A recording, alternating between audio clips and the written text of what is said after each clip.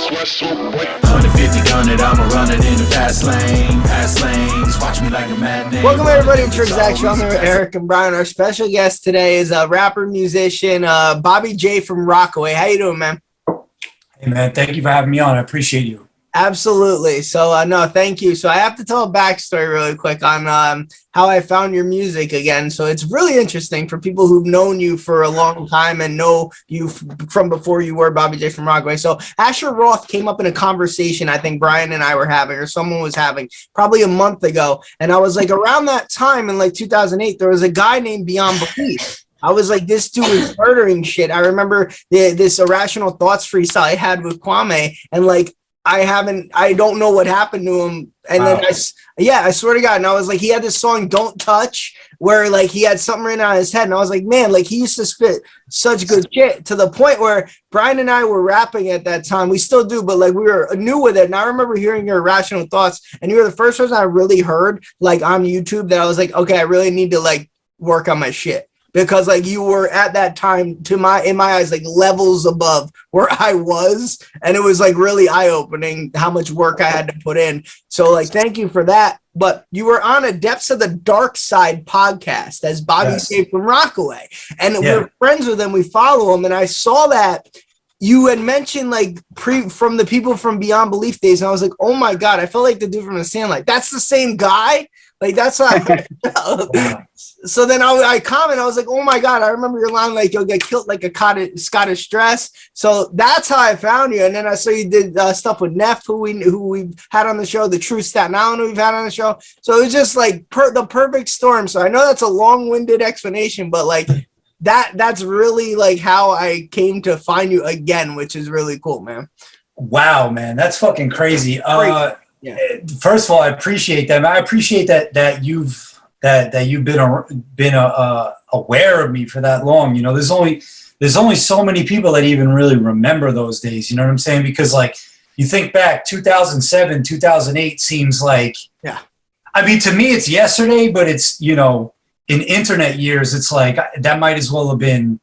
I mean, shit, it's 14 years ago, but it seems like it was fucking forever ago because it's, you know, Instagram, like YouTube was just getting started, pre-blog era, all that stuff. Yeah, that was like MySpace. Yeah, dude.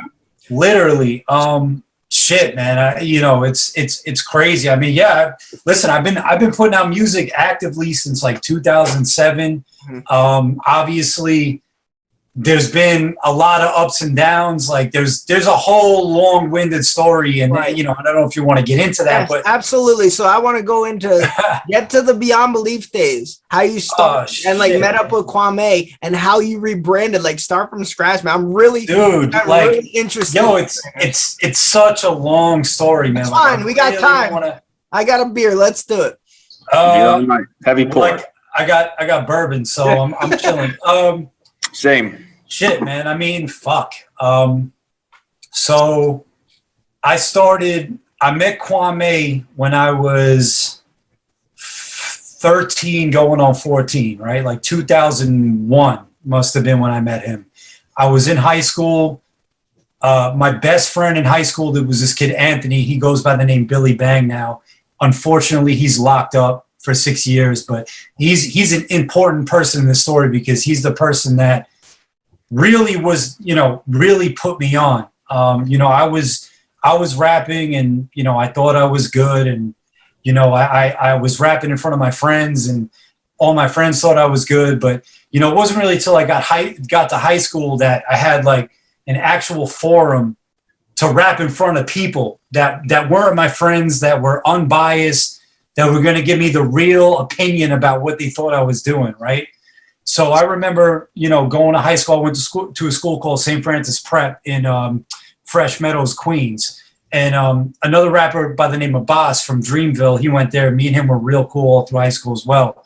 So I just remember, you know, those early mornings in the lunchroom, you know, we would all battle each other. And I battled this kid, Anthony. It was probably the first time I got any real response from a crowd, like saying a punchline that landed and crowd goes crazy, blah, blah, blah. And just from there, me and him got real cool. You know, we just had a common interest. We were both trying to do music. And I actually, you know, I really looked up to him because he was doing everything that I wanted to do. At that time, like, you got to remember 2001, it's not like now where everybody has, you know, a Pro Tools set up in their crib and they could just make studio sounding or radio ready music in their house. Like, getting into an actual studio and working with a producer or somebody that, you know, had the know-how to make professional music was the next step in my career.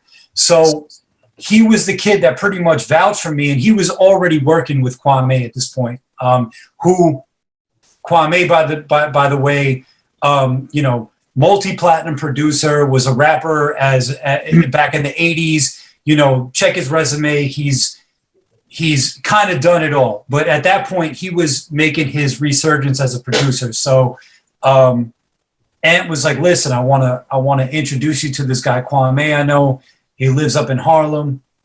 You know, we went to his studio, which at the time was on 145th and Edgecombe in Harlem. And I mean, shit, I look back at that time and it's weird to me that he actually even wanted to work with me because I was so inexperienced and so green. Like, I could barely rap on beat. I could barely write a song.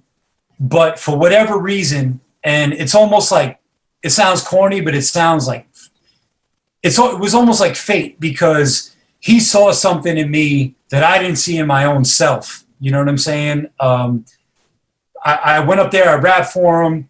We started making songs, and he kind of just took me under his wing. And from the age of maybe 15 to 20 was what I would call now like the artist development period, where I was literally being coached by a producer. Like, at that time, all I wanted to do was battle. I just wanted to battle rap. I didn't know how to write a song. I didn't know anything about song structure. And he kind of took me from somebody that could rap good and schooled me on the A, B's, and C's of making a record. So, you know, there was literally just a 5-year period where we were just recording over and over and over and over, trying to, you know, figure out a sound that worked for us. And come to Beyond Belief, which was around the time I was 19 or 20, you know, we pretty much felt like, you know, our material was getting there. We had a sound that we wanted to run with. And, you know, we had gone around to labels and tried to shop music.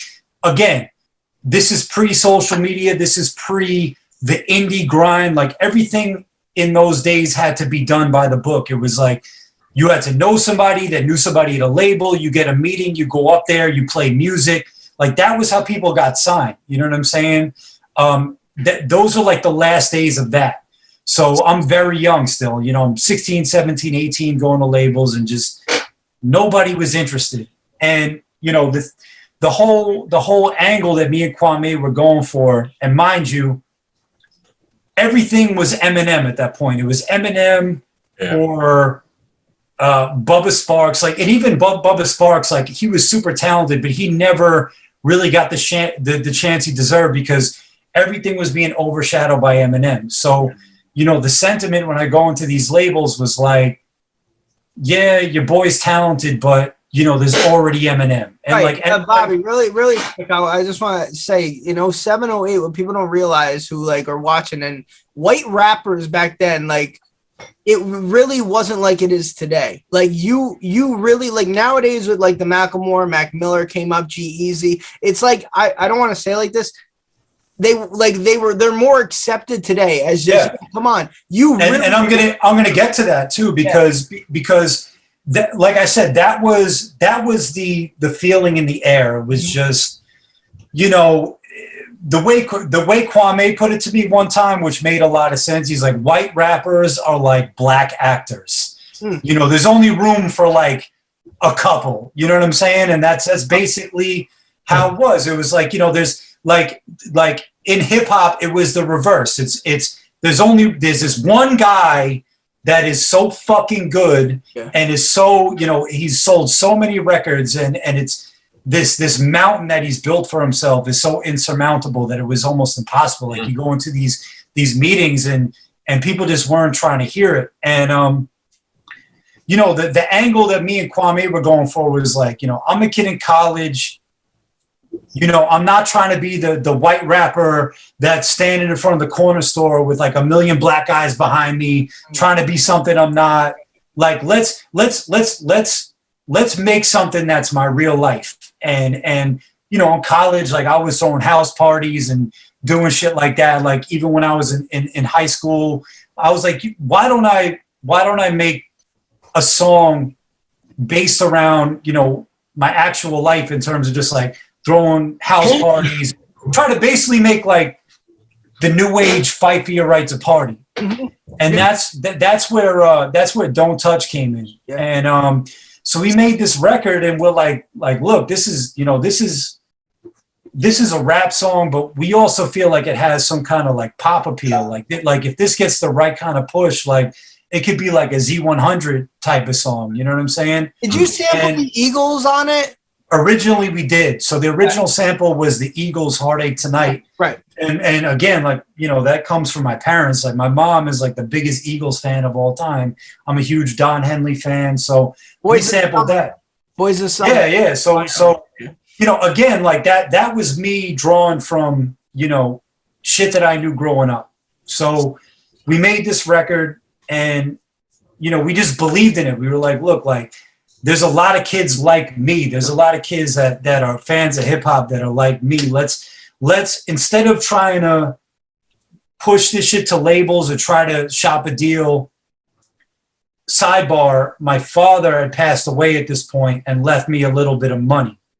So we were like, let's just fucking make our own video and promote it as if we're our own label, and just do this shit independently. Mind you, this is pre-World Star Hip Hop. This is pre-blogs. This is pre, you know, DSLR cameras where people could go out and shoot their own videos. Like, and it was like all that shit was like right on the horizon, which is why I'm like kicking myself when I think about it, because, you know, had we waited like 2 or 3 years to like actually do that, it would have been so much cheaper. But we shot a full-scale video. You know, we did everything. We hired publicists. We hired a radio promoter. You know, we went extremely hard, like, because we believed in this record. And I mean, you know, looking back on it, we had a lot of success. You know, we were added to a couple top 40 radio stations around the country. We had the video on TV. You know, like, I mean, almost on like a micro level, like in and around my neighborhood, like people saw it on TV. I was almost like a mini celebrity, like where I was in my own little neighborhood. You know what I'm saying? Because again, you know, now anyone could have a fucking video. Just having a video at that point that looked like a professionally done video, it was like people thought you were legitimate. You know what I'm saying? So that video came out. It piqued the attention of a dude named Monty Littman, who was running Universal Republic at the time. So Universal Republic was, you know, eventually they had Asher Roth. They had, you know, Steve Rifkin had a situation over there, but they were more on like the pop side of things. So they had seen the video, they were impressed, and they wanted me and Kwame to come up and do a showcase up there. And, you know, for people who don't know, a showcase is when you go up to a label and they basically bring you into a room and there's like a makeshift stage. They bring in the entire label and you do a live performance for the label. And it's kind of like, you know, the final frontier before you get a record deal. You know what I'm saying? So, you know, I'm 19 at the time. Like I'm all hyped up, like shit, like this is about to happen. You know what I mean? So we go up, we do a show. I mean, everything goes as good as it could possibly go. You know, we wait maybe like a week or two and they get back to us and they're like, you know, we love the show, we love the music, but we don't think you have a big enough following yet, so we're going to pass. So at that point, I mean, you know, like I said, I'm 19, no, actually maybe more like 20, going into like my senior year of college. And shit, I've already spent X amount of money on the video. We spent X amount of money promoting it with publicists to TV. We spent X amount of money doing a radio run.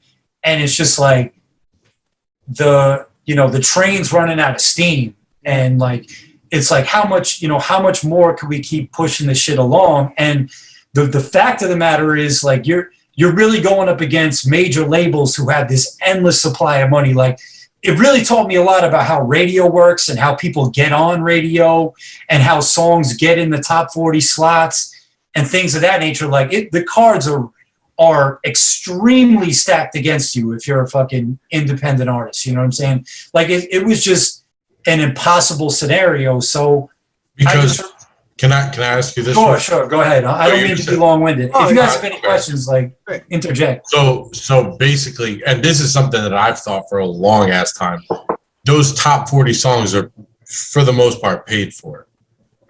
It's not about talent per se. In my experience, I mean, I'll put it like this. So without, I don't want to throw people under the bus and like give away too much, but what happens like in the top 40 game, like specifically in not just hip hop radio, because hip hop radio is a little bit different because you have mix shows and you have DJs that in some respects, if they have enough clout, can break artists that they like, or satellite radio where DJs have their own shows and it's not as political. They can play songs that they want. But specifically in the context of, say, pop radio, we're talking about like Rihanna's and that type of shit. And that's really what we were shooting for, to be honest with you.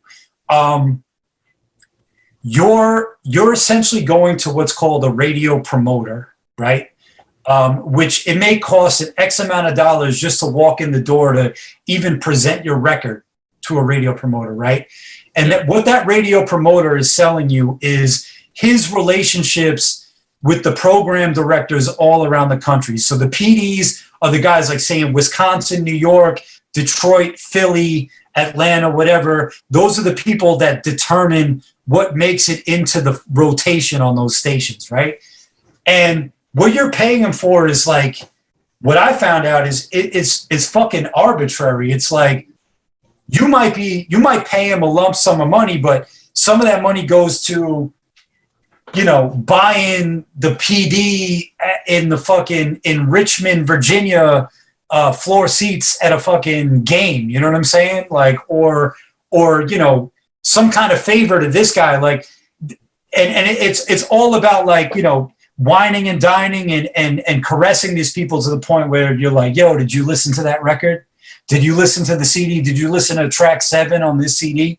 You know what I'm saying? It's literally like they have to do all these things to finesse these people into playing your songs. And that's kind of, I don't know if it's the same now. Listen, we're talking 2007, 2008.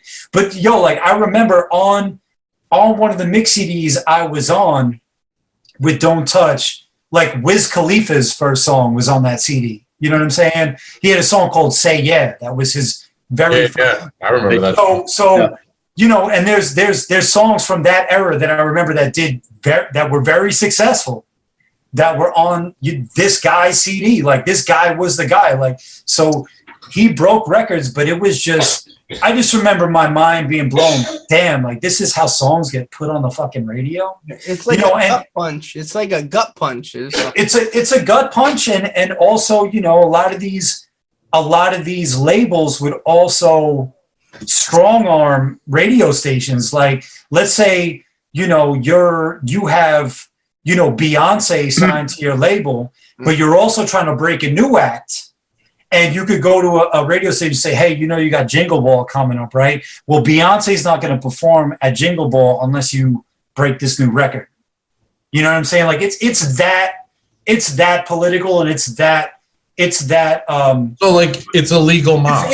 It's that monopolized, yes. Yeah, of course, and I can only imagine what it was like, in the '60s, even 70s. before that, yeah. Right, like you talk about the mob, like when the mob actually was fucking like breaking people's legs and shit to play records. So yeah, man. I mean, at that point, I saw behind the curtain, and you know, at this point, I'm 20, I'm 21.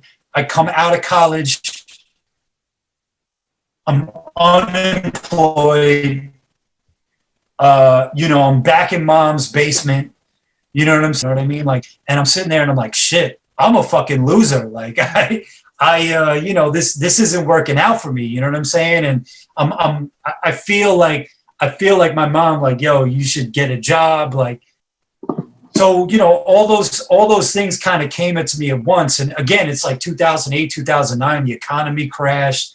So, you know, to me, like, I'm like, shit, like, is this music shit not working out? You know, should I try something else? And there was definitely like a 3 to 4 year period where, you know, I put out like a couple mixtapes after all that stuff, but, you know, I had just kind of, a lot of the wind had been taken out of my sail, man. And I feel like a lot of artists go through the same shit, but I was just at that point where I'm like, damn, like, fuck, the politics of everything kind of fucked my head up, and I wasn't in love with it anymore. You know what I'm saying? Because everything had become about, like, it wasn't about the music anymore. It was about, what does this person think about it?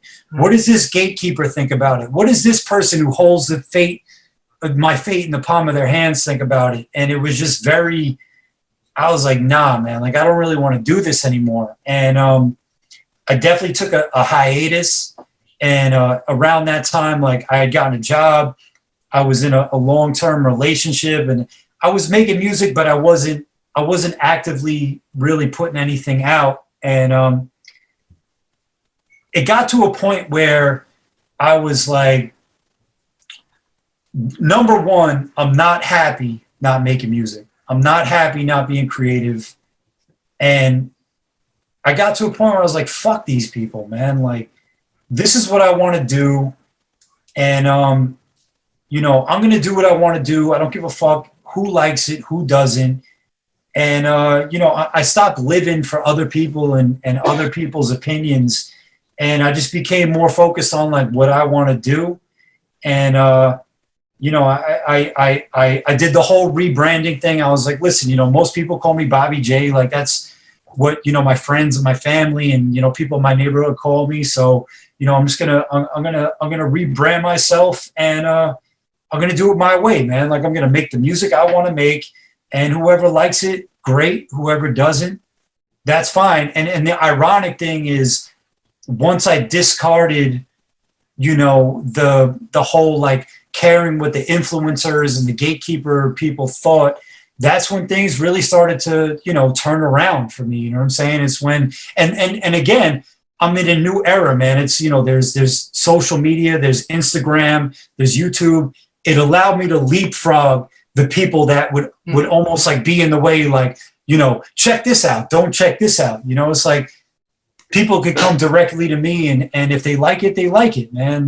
And I've just been doing that ever since. And it's been great, man. I mean, it's been working. Like, honestly, like, I'm doing more now than I've ever done, man. I've worked with people that I look up to. My music's been played by people that I grew up listening to. I've collaborated with artists that I look up to, and it's just like, I'm just having fun, man. Like, this is something I love to do. I love making music, and I love the creative process, and everything else, like, I try not to concern myself with, man. Like, because it's really not that serious. With music, you either like it or you don't, and that's it. And there's nothing else you could do about it, you know? Yeah. I'll get to Eric in a sec, but I just want to say we've had someone else on. I won't, like, mention who, but, like, he mentioned the same type of stuff you did. It's like, he didn't like writing, but once he got to a place where he started making music for himself, like, it got a lot healthier mentally. And, like, I feel like Brian and I did the same thing. Like, we used to worry so much, and now you just make it, and for you. Like, you make it for you, and your mental state is so much healthier. Because you're like, I don't like the way you did this verse. Tough shit. That's how I wrote it. Yeah, man. It's like, listen, if you concern yourself with the opinions of other people, you know, it's just going to put you in a dark place, man. And, you know, I'm lucky because, you know, the people that follow me love what I'm doing, but, you know, there's always times you get that one guy that one guy, and you know, I could deal with somebody being like, shit is trash, like whatever, like that doesn't affect me. But there's always that one guy that like gets you and understands you and like breaks you down. You're like, oh man, this fucking hurts to the core. You know what I mean? But listen, like music is subjective. You know what I'm saying? There's shit that I think is terrible that has, you know, millions of people love it. Like you really can't say what's good and what's bad, man. It's in the eye of the beholder. It's, you know, everyone has different tastes, man. So I just try to do what I like and make the music I want to make and put it out. That's all you can do, you know? I agree. So when I go to my Air Supply concert on October 21st, you guys cannot laugh at me, Brian. Do you understand that? It's subjective. And I will be singing all those songs, and I love them to death. Eric, this is real. This is real hip hop. Yeah.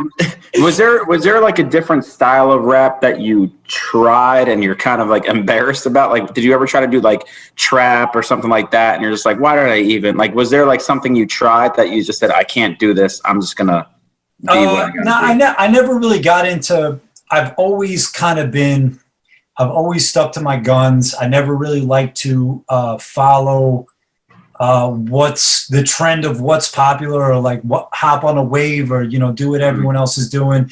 I will say though that, you know, around the time, like I had like the Don't Touch record out and me and Kwame put out an album, like we were, and I guess like the context of the time that we were making the songs in played in a lot to it because we were trying to make songs that were palatable to labels. You know what I'm saying? Like you go into a label, they want to hear 3 records. They want to hear something that has hit potential. So 100%, our creative process was tainted by the fact that it's like, you know, I can't do the hip hop I want to make because I'm making songs for an A&R that might be sitting, some 50-year-old white A&R that might be sitting on a fucking couch that's gonna judge me off of 1 or 2 records, and they want to hear, you know, a hook and something that they could promote to radio. Like that was just the reality of the situation. You know, there was, but there wasn't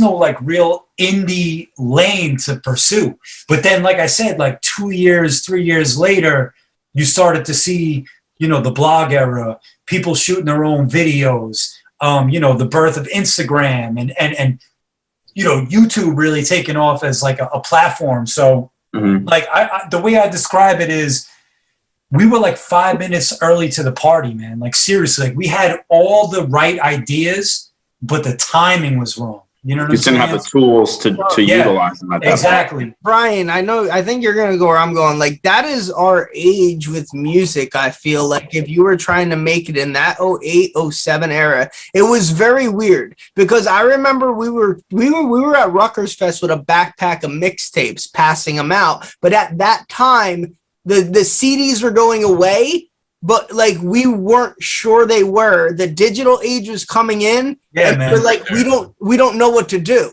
Like it was, you almost don't meet someone 35, 34 who made it huge in the hip hop game. It was a transitional phase from it. Like the digital era was here, but people still had a foot in the physical CD era. You know what I'm saying? So weird. Streaming wasn't there. You know, like honestly, like I just remember there was like a 2 to 3 year period where it was like, if Two Dope Boys doesn't post you, you're not shit. If Pitchfork doesn't post you, you're not shit. If On Smash doesn't post you, you're not shit.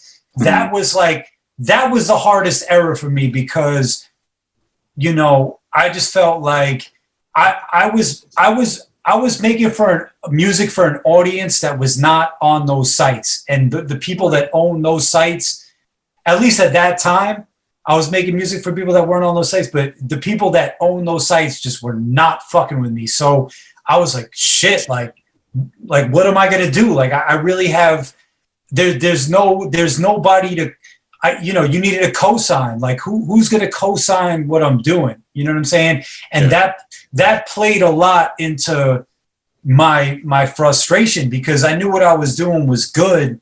It it wasn't necessarily made for this audience, but that was all I knew. It was like, I'm a hip hop fan. These are the people that are posting the hip hop videos. You know, what else do I do? You know what I'm saying? So I felt very lost around that time. You know what I'm saying? Because that was the alternative route beyond doing what I had done with the Don't Touch video, which was, you know, going to TV, going to, you know, going to radio, going through those traditional channels. You know what I'm saying? Brian, you were gonna say something before? Oh yeah, I wanted to go back a little bit. Now earlier on, you had said you came up with kind of like the marketing campaign of like the college kid, right? Yeah. So now when you didn't go through kind of with that, when you saw Asher Roth do it, how did you feel about that? So it's weird because I really have no evidence for this, right? So like take this with a grain of salt.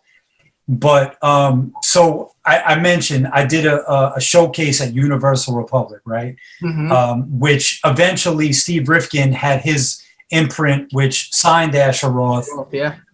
So again, Don't Touch was Fight for Your Right to Party. It was college kids drinking. That was the demographic I was targeting. That's 2008, right? 2008? 2000, late 2007, early 2008. Right. Asher Roth drops 2009. And his first record is a record called I Love College. Mm.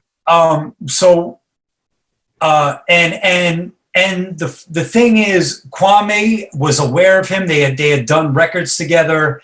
He was aware of Scooter Braun at the time was working with Asher Roth. Scooter was trying to get Kwame to take Asher on as his artist. There was a sort of connection going on. Like there was like, you know, there was an awareness of what me and Kwame were doing. I did the showcase at University. Obviously, There could have been a conversation. There could have been a conversation. There could have been a behind the doors conversation where they showed him my video and said, "You should do something like this." Yeah, you know what I'm saying.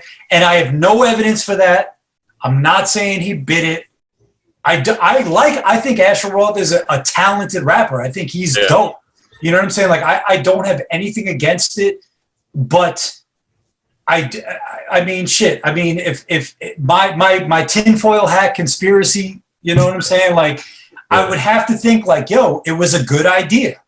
Yeah. It was a good idea because it was a lane that wasn't open. It was, you know, be a white rapper that's white, that's trying to appeal to white kids, doing what white kids do. You know what I'm saying? Like that. And it was different from what Eminem was doing. It was different from what Paul Wall was doing. Yeah. It was a new lane. Like that was what we were trying to do. So I saw that, and honestly, like I had my suspicions like I have now, but really all it really did was validate that I had a good idea. You know what I'm saying? It was like, shit, like I was right. Like I had kind of predicted what the wave of what the aesthetic was going to be for the new white rappers to come after Eminem, because after that you have Asher Roth, you have Mac Miller, you know, and then you get like Hoodie Allen, you get fucking Little Dicky, you get fucking all these kids that are kind of in the same kind of thing, same ballpark, you know. So but this is the thing. I would argue that ultimately it really didn't work out for Asher Roth, because I mean, after what was it, Fall Asleep in the Bread Aisle? Asleep in the Bread Aisle was the debut album. I mean, I liked the mixtape that he put out, The Greenhouse Effect. I thought that was good. But then when he came out with that album, I thought every single thing on there was bad. And they pretty much gave up on him right after that. I think it was poor execution. I think the idea behind it was good, but I think the records weren't good enough. Yeah. He didn't have a huge, if I Love College was a huge smash, I would argue that Mac Miller came in and became what Asher Roth was Should have been. trying to be. You know what I'm saying? That's the baton. That's pretty There was more of an authenticity, and I love Mac Miller because there was more of an authenticity to it. You know, he was young, he was actually a college kid, and Mac Miller came in again a couple of years later. You know, the world stars were out. He had the indie funnel to go through. So, you know, again, Asher Roth might have been a year too early. You know what I'm saying? But there's the thing. At the same time, I think ultimately, because if you listen to Asher Roth's music after all of that, it dramatically changed, and I feel like he found himself. I feel like they were trying to make him something that he wasn't. Right. Yes, and again, exactly. I totally agree with you. And you look at Asher Roth now, like Asher Roth is working with Knots and Mickey Fax, and you know he's making like real hip hop shit. So again, like just to be clear, like I think Asher Roth is dope. You know, and I think he was dope back then. I think again, like he was a young kid. He probably had the label telling him like this is what we need to do. This is what we need to do to market you. This is the type of record you need to make. Like, do I think he wanted to make I Need College? I love college. I doubt it, you know? But that's, listen, you're talking about old guard versus new guard. Like, it, like literally 2007, 2008 might as well have been 100 years ago in terms of the music industry. Like, where we're at now and the way artists are broken and the path that artists are able to take in terms of cultivating a fan base and putting music out, it's so different, man. And like, you know, being a white rapper in 2021 it's a non-factor. It's not even something that people even really think about. I would almost argue that, you know, a white rapper in current days has the luxury of being mediocre.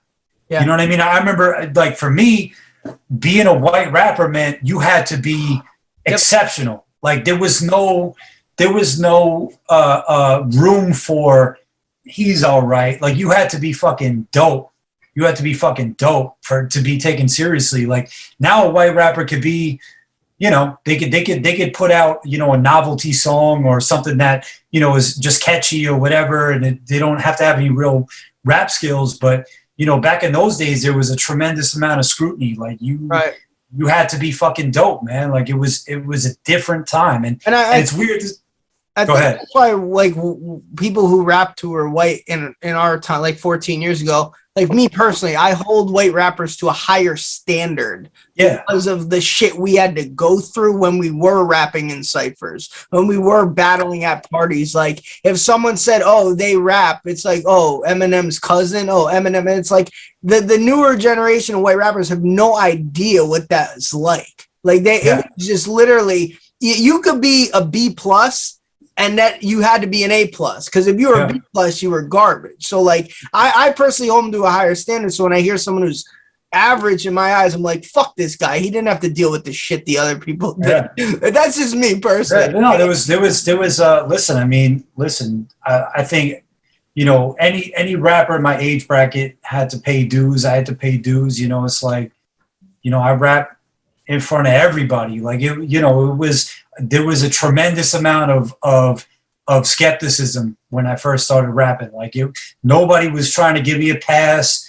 No one was receptive to it. You know what I'm saying? I had to be dope on the level that, you know, within the first 2 to 4 lines, I had people's attention, you know, and that's an attitude I've kept to this day. And I'm honestly glad that was the environment that I came up in, because, you know, there was no other white kids rapping when I was in high school, or I'd go to, you know, I'd be in a cypher or would go to someone's neighborhood and battle somebody. Like there was no other white kids. Like that was not the norm. And on top of that, it was double, because the white kids in my neighborhood that I grew up around were like, you're a rapper? Like, what the fuck? Like they didn't take it seriously either. So it was a double pronged thing. Like the white kids didn't like it. The black kids looked at you like, you know, all right, you know, impress me.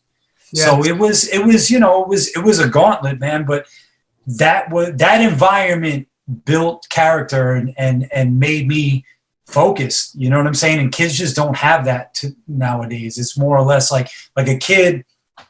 I forget who said it, but someone was like, growing up, I used to listen to Cool G Rap and Rakim and think, Fonte from Little Brother said, growing up, I used to listen to Cool G Rap and Rakim and think, I'll never rap as good as those guys. Now a kid grows up and listens to what's on the radio and they go, I could do that. And they're fucking right. They can. Like they can. Like a kid can make some dumbass song in his bedroom, put it on SoundCloud, and it inexplicably blows up, and all of a sudden they're thrust into this fucking maze of stardom. You know what I'm saying? Like there's no artist development, there's no producer, there's nobody coaching them on anything, and it's sad. I think a lot of kids get caught up and probably end up getting their royalties stolen or don't get what they deserve because they're just, you could literally go from zero to superstar in like a matter of days or weeks in this shit. Yeah, no, you're right. And that's why you see a lot of, like Brian always mentions, like human beings aren't meant to be famous. Like like you're not meant for it. So this young kid, they could fall into the land of the drugs, the money, and you're too young to if you have no guidance with that. Eric. Yeah. Look at that rapper Lil Xan, I think he's Hispanic, he's Mexican, but he looks white, but he's got like Xanax tattooed under him and like his songs and like he was deep into drugs. And I heard something that was interesting. It's like the 80s, like drunk was the vibe, right? All the metal bands or like being drunk was cool, acting drunk. 90s was kind of like heroin, it's like the grunge band and all that. And then now it's like pills.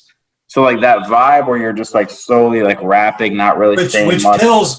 Pills are basically, synthetic heroin. Yep. Yeah. That's all Lil Wayne's fault. Lean is heroin. It's just in drink form. You know what I mean? Yeah. Well, lean's something that's been popping in Houston since the 90s, but it's weird how drug culture is taking over, and it's sad because, a lot of kids have died, like I wasn't a fan of his music, but like, Little Peep, yeah, OD'd, there's, Mac Miller OD'd, you know what I'm saying? It's a lot of kids are falling susceptible to it. And again, like growing up in my neighborhood, alcohol was the gateway drug. It was, I grew up in like an Irish neighborhood. It was all Irish bars. And, I started drinking when I was 13, 14. By the time you're 19, you're basically like an alcoholic, like a functioning alcoholic. And then, but it's the other shit that comes in with that. It's, people start doing cocaine. People start doing, I remember around 2021, I lost my manager's cousin, who was one of my best friends at the time. He died in his sleep. All these kids were doing Xanax, they were doing Percocet, they were doing Roxy's. There was a wave around me being 2021 where, everybody was doing pills. And it was mainly because I could do these pills and we're all broke. So it was, I could take a couple pills and drink 1 or 2 beers and be fucked up. You know what I mean? Yeah. And, that shit, you grow a tolerance for it, and, you have too much, or you mix too many drugs or booze and coke and pills, and you fucking die. Yeah. And now they're finding fentanyl in coke, pills, everything, all the drugs, they're finding that in. So like, people have a tolerance for coke, but they could do one line and they could die. Like people, it's starting to get in like under the radar weed cartridges now. They're finding it in that. So like imagine hitting your weed pen and you just die. Like that shit's crazy too. And I know Brian does like mixing and stuff. Do you have any like tech questions, mixing questions for him? Shit. Listen, I try to be as self-sufficient as I possibly can. I try to, I can shoot my own videos. I direct. I edit. You know, I have, you can't see, but I got my mic in here. I'm actually in my actual home recording studio. So, you know, I record a lot at home, and that's literally what I'm sitting at right now. yeah, I got my two speakers here. I'm not gonna pull my mic down, but It's break. I got my two speakers here. Like, honestly, where you're looking at right now is a bedroom where I work out a lot of my song ideas, and you know, I'm always trying to be a better engineer. You know what I'm saying? Like, I feel like I'm always trying to learn new tricks of the trade, how to make my vocals sound better, how to make them pop better, how to become a better mixing engineer. I mean, you know, I'm a YouTube student. You know what I'm saying? But you know, it's I'm like I said, like, I'm always trying to. Yo, have you ever seen this one guy? His name's Wavy Wayne. Nah. Yo, look him up on YouTube. Wavy Wayne. I'm telling you, as far as like mixing, engineering, everything like that, this guy covers everything. Yeah, man. Like, if I run into a problem, like, I'll be mixing our songs, doing all the effects, doing all the editing and everything. If I run into something, I'm like, damn, I don't know how to fix this.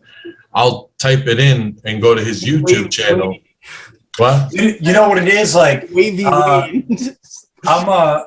so, you know, I'm a rapper, so I'm always so fixated on the vocals, you know, and I think that's a bad thing, because, you know, a mix engineer is looking at the totality of the song. Yeah. How did the kick sound? How does the snare sound? How does the hi-hat sound? How do the vocals, you know, sound? How does everything blend together? You know what I'm saying? For me, like, I'm doing a lot of demos in my house, and I'm sending them out to mix engineers because it's people that are asking me to get on songs, or I'm recording a reference version of something, and I'm going to a bigger studio to record it.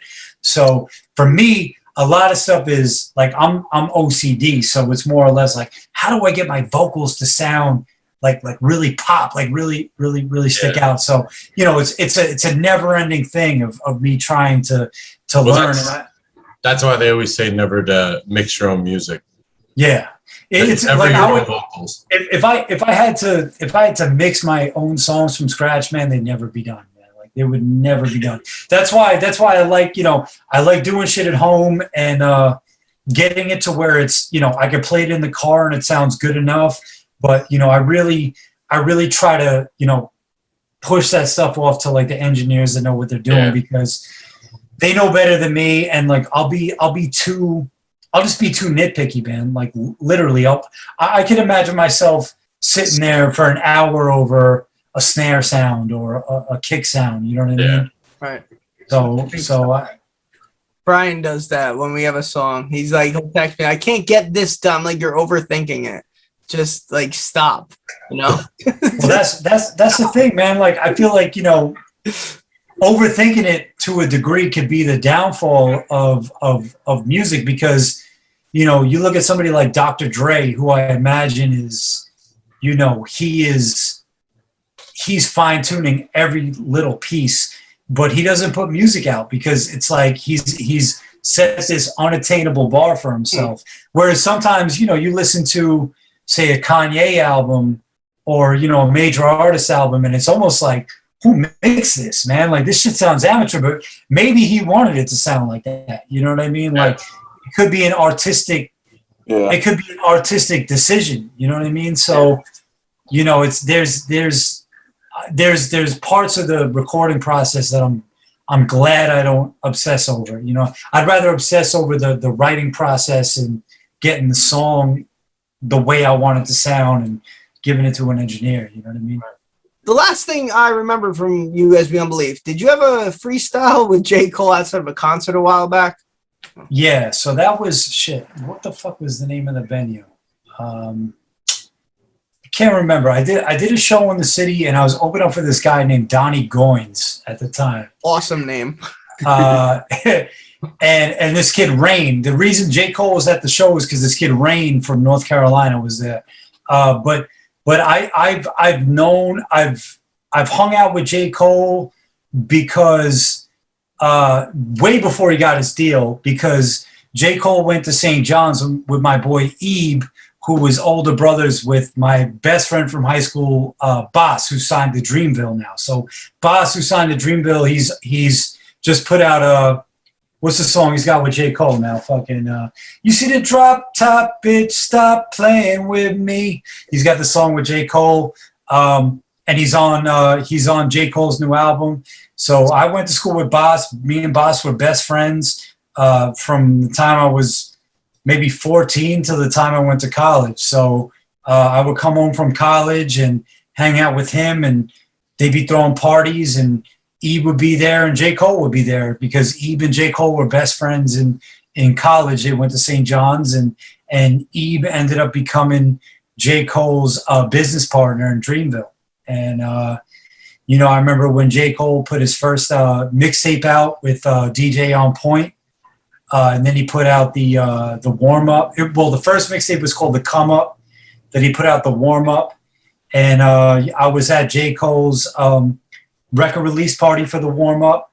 I was at the first show J. Cole did at SOB's when he first performed Who Dat.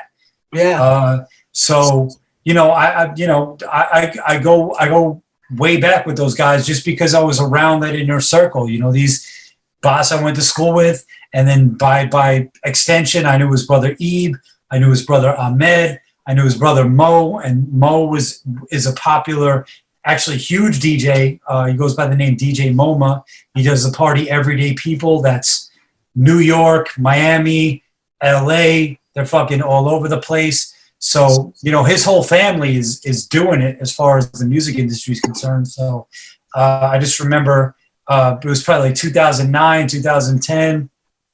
I did a show in the city. I want to say it was like the Gramercy Theater or something like that. And I opened up for this kid named Rain. Rain is from Fayetteville, North Carolina, which is the same city that J. Cole's from. J. Cole came through to the show. I obviously knew Cole from his relationship with Eve and Abbas.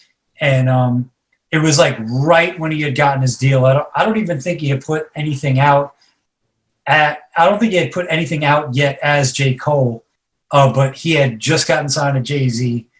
And I asked him, I was like, yo, can we get some footage outside? And he came outside, I spit a rhyme, and that was pretty much it. You know what I'm saying? Like, right. That's pretty cool though. How he was. Did you knew he was gonna blow up? Like, was there like I mean, so I remember hearing Lights Please in like 2007. Again, Lights Please. There was an unmixed version of Lights Please that was on his mixtape called The Come Up that was hosted by DJ On Point, which eventually he put out the warm up. I think he put out a more, like, that album ended up on his first, that song ended up on his first album, but that song had been floating around for like 2 years before that. And I remember hearing that song, and that was the song that got him his record deal with Jay-Z. And I remember hearing the story from my boy Abbas about how he met Jay-Z, and Jay-Z called him in for a meeting and they played that song. Like, that was the song that got him his record deal. So I remember hearing that song and being like, this is special. You know what I mean? Like this kid, because it wasn't like, shit, like, how do I describe it? Like, my boy Ebe would always try to put me on to rappers that he knew, or like work with rappers that he knew. And when he met J. Cole, he latched himself onto him like, this kid is going to be something. Like, my boy Ebe really, I want to say, put the like battery in Cole's back to really pursue music seriously, because, you know, a lot of times, like, people are talented, but they don't have the confidence or the, you know, like most people that are super dope, they may not necessarily believe in themselves like other people believe in them. So, right. You know, I think Ebe was a huge catalyst in him really, like, you know, having the self-confidence to go and pursue music.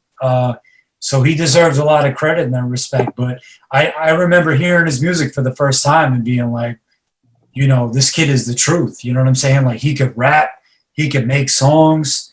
it was, you know, there was nothing, there was no critiques. You know what I mean? Like I would hear, there's a lot of rappers that I would hear and be like, yeah, he's cool. Like he could rap, but you know, he needs to work on A, B, and C. And I remember Cole, just hearing Cole and being like, nah, he's got it. Like he's ready. You know what I mean? Yeah. That was crazy. And again, like that was 2007. That was like 2 years before he got his deal. I mean, shit, I've been in house parties where Cole's just chilling.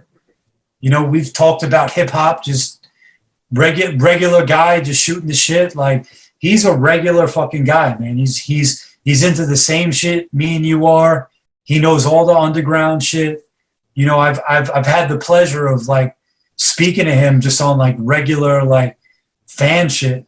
And again, like I said, before anything ever went down with the Jay-Z signing or anything like that. So, you know, he's a hip hop head. Like, you know, I remember talking to him about, you know, cannabis and listening to the megahertz and fucking, you know, how much we love Royce and shit like that. Like he is where he is because he's a real fucking hip hop fan. Yeah. He studied shit. So, you know, he deserves everything he has, man. He's one of the greats in my opinion. I just have one more question. You mentioned like you were in a dark place for a few years. Like you just like, is this really it? How long did it take you to get over like the bitterness, if you had any, and anger that like it didn't work out how you planned? You know what I mean? Did you spend time just hating on new shit that was coming out?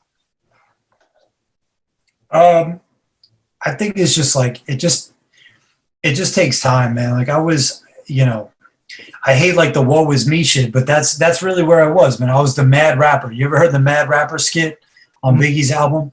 Like I was literally the mad rapper. I was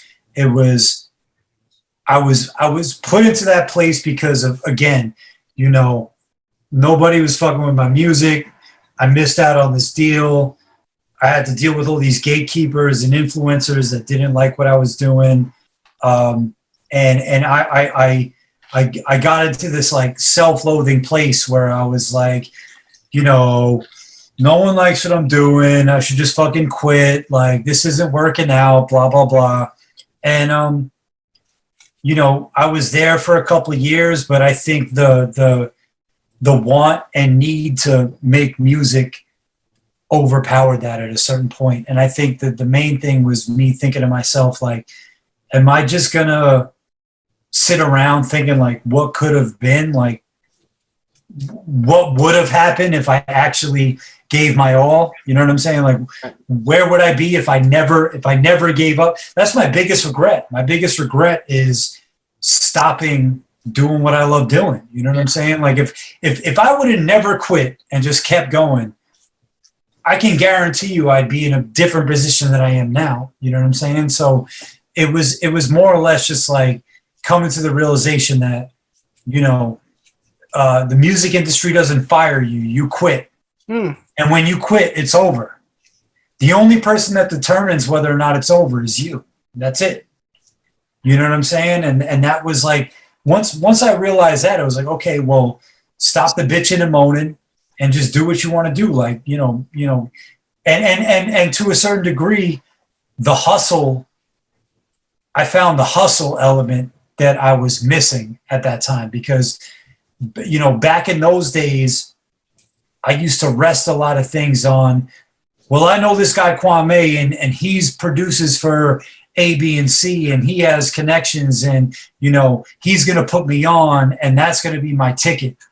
You know what I mean? Once I divorced myself from that and decided to stand on my own 2 feet and just be like, listen, I'm gonna go as hard as I possibly can and see where it takes me. That's when things started to change. You know what I mean? And again, like, you know, I think that's the roller coaster a lot of people go through. So I empathize with people. You know, I empathize when I see artists that are like, you know, I'm done with the shit.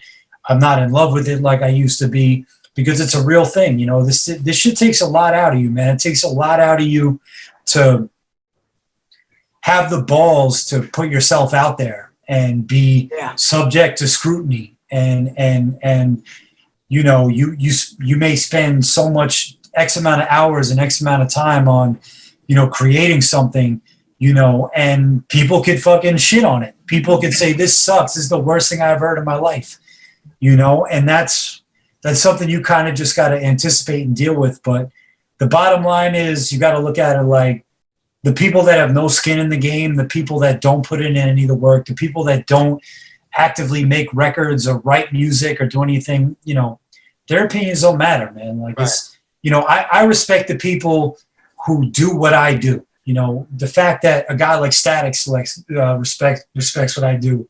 The fact that, a guy like DJ Premier, who I looked up to my whole fucking life, plays songs of mine on his show.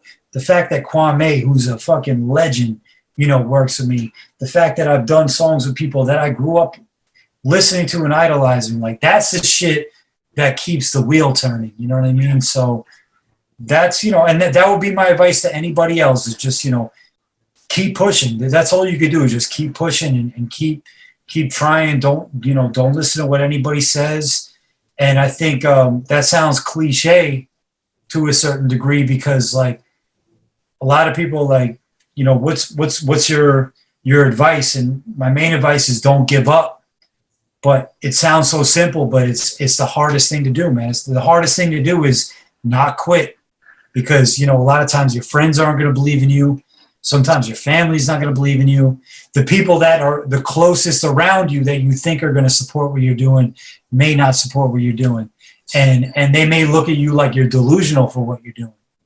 And that could take a mental toll on people. And, what I would say to people is, wait till the good things start happening. Wait till you start seeing the fruits of what you're doing, and watch how people's tunes change. Watch how people's opinions change. And I've seen it happen, man. I've seen it happen over and over and over again. It's like they say, first they laugh at you, then they tell you how they know you. Exactly, man. They say, Bobby, listen, yeah, go on, man. It's true. It's true. It's like, the people, I can't tell you how many other people I've spoken to that do the same thing. They're like, like, my family doesn't believe in what I'm doing. My friends think I'm wasting my time. And listen, I mean, that's like the gauntlet. That's the thing that weeds out the people that are serious from the people that aren't serious, because everybody that's made it has been through that experience where it's people don't believe in what they're doing. Because when you look at it, really, like, pursuing a career in music, pursuing a career in movies, TV, you have to be borderline delusional or have a weird amount of self-confidence to actually pursue that type of career, because it seems so out of reach to somebody that, like where I grew up, most people are cops and firemen or teachers and nurses. Like, that it's not within the realm of possibility to the people that you grow up and live around. You know what I'm saying? So it takes a lot of self-confidence, an irrational level of self-confidence. I want you to just like tell us like what you have coming up, what you've been working on. I know you're performing at SOB's coming up with The Truth. So if you want to touch on some new projects. Yeah. Well, actually, I got added to, so this Thursday, The Truth and Frank B are open up for Slick Rick at Sony Hall, and I'm going to do a song with them. I'm supposed to perform with them on October 2nd at SOB's. And yeah, man, I got a lot of stuff out. I mean, I got right now, I have an album called Summer Classics that's out. I have an album with the drummer named Daru Jones called One Mic and Drum that's out on Fat Beats. I have an EP out with Static Selector called Endless Summer. And coming out very soon, I have an album called 7182313, which is a collaborative, I want to say album, but it's almost like a compilation because there's so many artists on it. So I've been working with an artist out of Detroit that I've known for years by the name of Hush. And he's producing the project, he's rapping on the project, and I'm rapping on the project as well. But it's basically like a meeting of a bunch of New York artists and Detroit artists all on the same project. It's cool. So I'm super excited for that because we have some Detroit legends, we have some New York legends, and it's really just like a celebration of how much, Detroit has been influenced by there's so many lyricists out there that have been influenced by New York hip hop. And then in my generation, like I'm influenced by Royce, I'm influenced by Eminem, I'm influenced by Jay Dilla. So it's kind of like this, you know, saluting from both sides. And it's a really exciting project, man. So that's coming out soon. And then I'm also working on a project with my boy Neff. So, you know, I got a lot of new music coming out, man. It's just, and aside from that, just a bunch of collaborations I've been doing over the past couple months. So, you know, you're going to be hearing a lot of new music from me.